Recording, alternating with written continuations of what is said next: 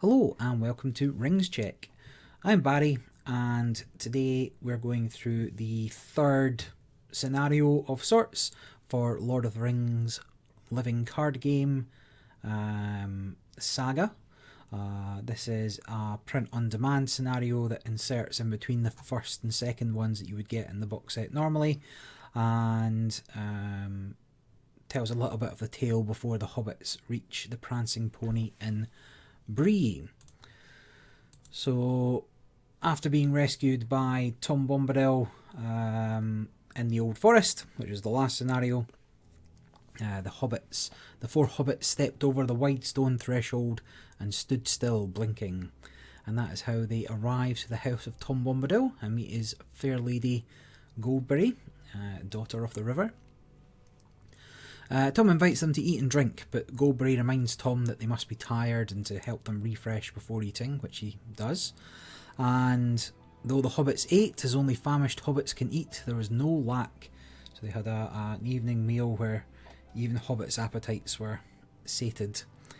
During the meal, the companions all have questions for and about Tom, though most go unanswered, and Tom Bombadil's like this enigmatic figure within the lore of Middle-earth, but in the scenario he pops up to help us, and in the previous scenario as well, so you may recognise this card from the last one. It's the same objective ally, and very handy when he comes out.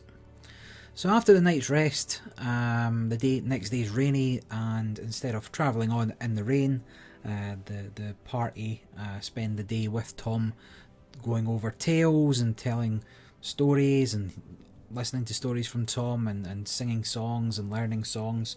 So the deck I've gone with for this scenario is a song based deck, and I'll go over the actual cards in the deck just at the end. But basically you put a lot of songs on the characters and take advantage of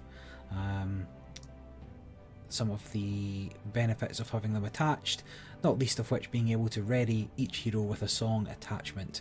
And so burst into song again, sure, the theme in the art for this one is when the riders of Rohan burst into song, but hobbits are well known for bursting into song as well, and even in the last scenario Frodo was singing. So as Tom's stories turn to tales of the Barrow-downs, and that reminds the hobbits of their quest ahead and that they must move through these downs to progress. Right, the downs are hills topped by burial mounds with great standing stones atop some. What isn't really clear in the Lord of the Rings, but in the sort of extended lore, almost 1400 years prior, the Witch King sent evil spirits from Angmar and Ruadar. Hold on, how do you even say that? Ruador. That's how I would say it. Ruador. To inhabit the empty barrows. And then mere days earlier, from where we're at just now, the Witch King had visited the Downs to rouse the Wights to be on watch, should the hobbits pass this way. So after spending the day telling tales and singing, Tom began to question the hobbits and kind of what they were doing, and Frodo, somewhat disarmed, and reveals the existence of the One Ring to Tom, and Tom sort of gives it to Tom, and Tom puts it on, but the hobbits realise he doesn't disappear, and doesn't seem affected by it at all, really. And then before Tom hands it back, he jokingly makes the ring disappear itself before giving it back to Frodo. And so Frodo thinks, is this the real ring, and puts it on his finger to check it was the same. And it is. He vanishes, it is the One Ring, but even though he was invisible, Tom's still able to see Frodo and tell him to sit back down until the night is ended. So again, all of this has led speculation exactly about the nature of Tom Bombadil, who is he, and not all of it's been answered, but I'm sure some proper scholars can tell us a little more about Tom Bombadil in the comments. At the end of the night, Tom taught each of the hobbits a song that they could sing that would call him if they got into trouble the next day, and all the hobbits sang it together. So Tom Bombadillo there, and I think the art is from the old forest, but the song itself kind of doesn't come into play until this scenario here. And all of this sitting about and learning songs is kind of represented in the game by having effectively a free turn in the house of Tom Bombadil here. You can't go questing, but you don't need to, but it gives you a turn to either build up your resources or start putting out a board, depending on how you've built your deck. So the next day, the party say goodbye to Tom and Goldberry and set off, hoping to be through the Downs before the sun sets. But as they travel across the Downs here and move into this sort of giant hollow circle with a single standing stone in the middle, the shade nearby lets them take a break out of the sunshine to eat their lunch, to graze their ponies, and to lie on the soft turf. Now, unfortunately, this leads to the hobbits falling asleep, and they awaken to long shadows as the sun sets and a thick fog begins to roll in, to creep in. So the hobbits have to make their way across the Downs in the fog, become lost. They travel all across it, represented by the different locations here, until they come to two huge standing stones. And at this point, the hobbits kind of lost track of where each other are. The fog is that thick, and Frodo shouts out for Sam and Merry and Pippin, but the reply he gets is some ways off, and just then his pony bolts away.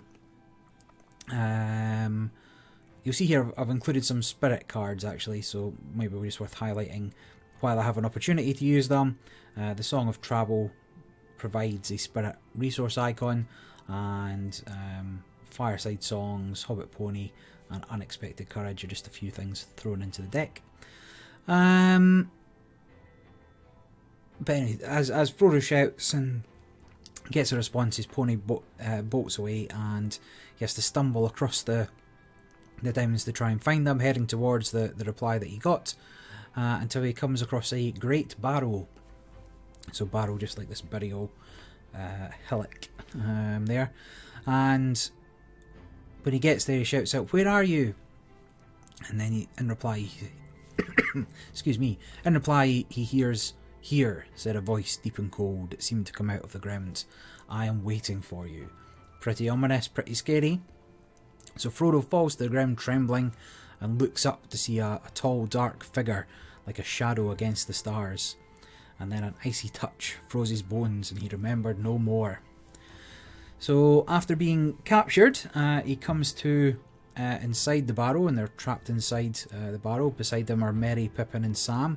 On their backs, their faces deathly pale, with a long sword across all three of their decks as captured. Necks. I doubt they're also playing with cards in the story.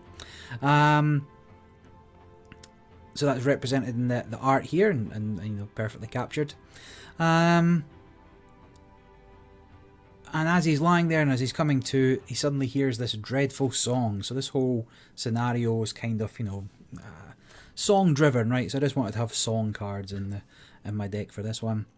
And that song becomes almost an incantation, and as he struggles to rise, he sees a long arm walking on its fingers towards Sam and the sword that is laying upon him. Frodo manages to resist the urge to flee with the ring, putting the ring on and escaping, and instead begins to sing, "Ho Tom Bombadil, Tom Bombadillo," and not long after that he hears a song in reply. "Old Tom Bombadil is a merry fellow, bright blue his jacket is and his boots are yellow. None has ever caught him yet, for Tom he is the master. His songs are stronger songs, and his feet are faster."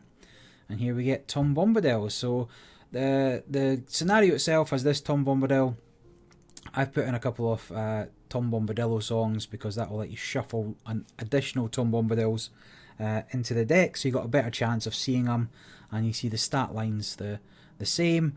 Very similar in how it acts. Like you'll come and go, you'll come, get you out of trouble, and let you be back on your way. So Tom Bombadil came as promised, and he freed the hobbits from the spell and helped them get out of the barrow. And then he spends a little bit of time chasing down the wights that had captured the hobbits, and made sure kind of the Downs were no longer suitable for these evil spirits to live in. But after going a-hunting, he comes back and he managed to round up all the Hobbits' ponies, and he settles the Hobbits' spirits. So the Hobbits have lost most of their clothes and their items. You can see here they're kind of being dressed in this kind of ceremonial clothing, and they don't have their stuff anymore. So Tom sorts out all the stuff that he'd managed to gather and goes through the piles, and eventually we now finds 4 daggers of the Western Essay here, and given them to each of the Hobbits, because a dagger's long enough to be a sword in their hand. Before finally he accompanies the Hobbits out of the Barrow-downs and sets them on their way to Bree and the Prancing Pony, where they're going to meet Gandalf. Of course, we know Gandalf's not there. We're still working with Gandalf's delay as our burden. But that is that. So two other cards as Unexpected Courage. You know, as Frodo overcomes his urge to put on the ring and hide. I thought this would be a nice card to have, particularly as I don't have fast hitches anymore, and as we know, being able to ready a hero is very useful. And there was a lot of questions for Tom Bombadil about the Downs beforehand, so I've used Shadow of the Past to kind of, you know, forewarned as forearmed, being able to put a card back on top of the encounter deck so you know exactly what's coming is very useful in this quest.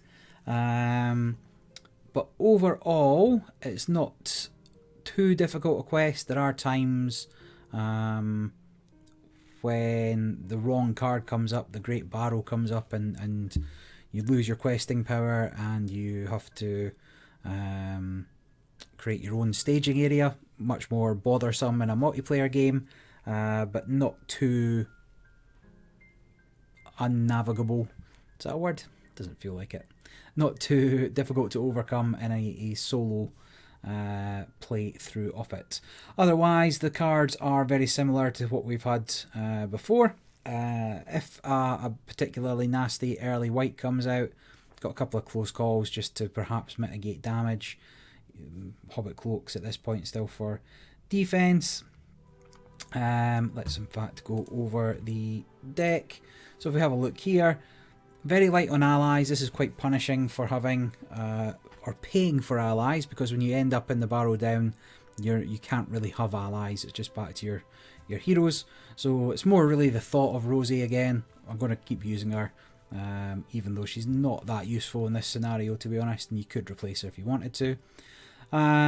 Everything else, just, you know, a few selection of songs, different songs in there. Putting in Song of Travel for the spirit resource allows you access to things like Fireside Song, so you can quest a little stronger. In fact, you can quest a lot stronger by the time you've loaded up Sam. Sam ends up with hundreds of song attachments. Okay, that's hyperbole, but he ends up with a lot of song attachments, so you're questing quite significantly just with Sam, and that's kind of needed because you might end up having to take out people questing with the Dreadful Song, because that will reduce their willpower to 0. So worth thinking about how you're going to manage the quest, particularly when you've got no allies. And again, let me just have a look. So when you've got no allies, when you go to here, if I flip this, you discard cards from the counter deck until a white's discarded, added it to your own staging area, and then you have to discard X allies, where X is the number of enemies, all but X allies I should say, and normally you're not going to be engaged with anybody, so you have to discard all your allies. So going ally heavy on this scenario is not recommended. So that is the story and a sort of thematic deck to go into it. I'm going to play through the scenario next, and hopefully you'll join me to see how that works out. But until next time, this is Rings Check signing off.